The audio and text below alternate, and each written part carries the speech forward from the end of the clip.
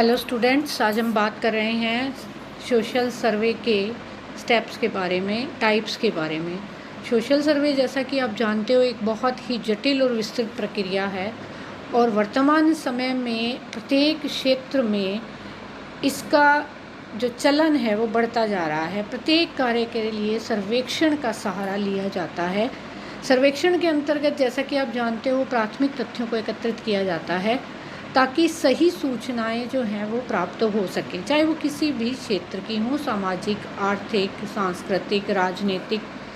जैसा भी शोध का विषय चुना जाता है उसके अंतर्गत सर्वेक्षण कार्य को किया जाता है और यह शोध का एक मेथड है। यदि हम थोड़ा सा ऐतिहासिक दृष्टि से देखें तो राजस्थान के अंतर्गत सर्वेक्षण के प्रयोग को राजे महाराजाओं ने अपने जागीरदारों, अपने शासन प्रशासन की जानकारी प्राप्त करने के लिए प्राप्त किया था। उसके बाद विधिवत रूप से या वैज्ञानिक तरीके से कर्नल टॉड ने सर्वेक्षण का सही मायनों में प्रयोग किया था। इस प्रकार से सर्वेक्षण की प्रक्रिया बहुत प्राचीन समय से चलती आ रही है। हम यह देखते हैं कि सिद्धांतों के सत्यापन के लिए जब हम क्षेत्रीय कार्य या आनुभाविक अध्ययन, शोध कार्य करते हैं तो यहाँ पर सर्वेक्षण की आवश्यकता होती है।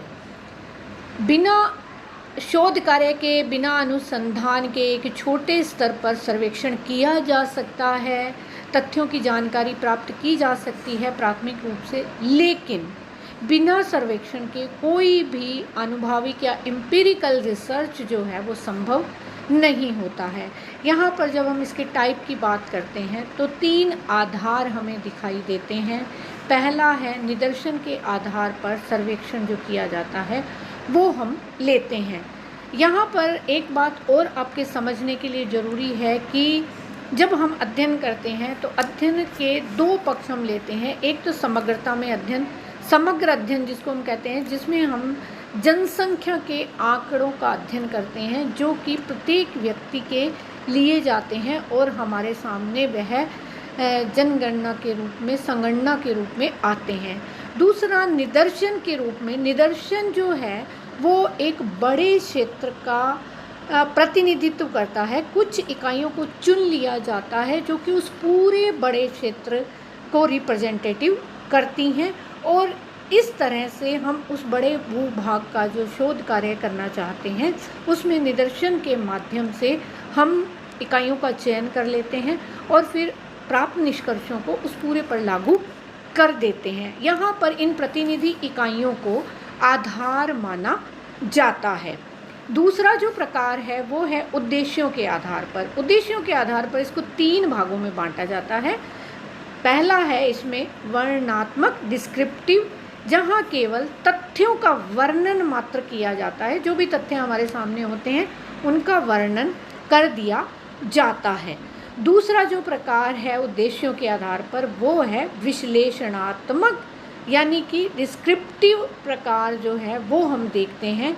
यहाँ हम विविध कारकों के आपसी संबंधों, कारणों और परिणामों को देखते हैं। जब हम वर्णन की बात करते हैं तो हम धर्म, जाति, प्रजाति इत्यादि इस तरह से बात कर लेते हैं, उनके वर्णन की बात करते हैं। जब हम विश्लेषण की बात करते हैं तो यहाँ पर हम कारण और परिणामों के साथ साथ उन संबंधों की भी बात करते हैं जिसके कारण ये उत्पन्न हुए हैं। तीसरा जो प्रकार आता है वो है प्रयोगात्मक प्रकार।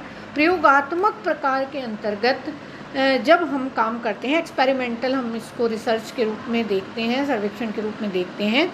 यहाँ पर 2 समूहों का चयन किया जाता है।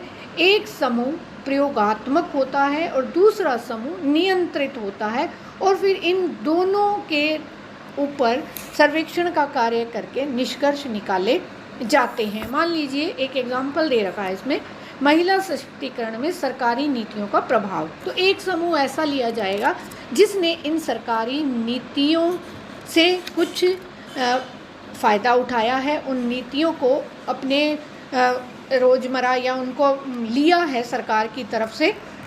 दूसरा समूह ऐसा होगा जिसने कि इन सरकारी नीतियों को नहीं लिया है, इनका कोई भी लाभ नहीं उठाया है। तो फिर इन नीतियों का उन पर क्या प्रभाव पड़ा, क्या वाकई वे महिलाएं सशक्त हो पाई, ये इन दो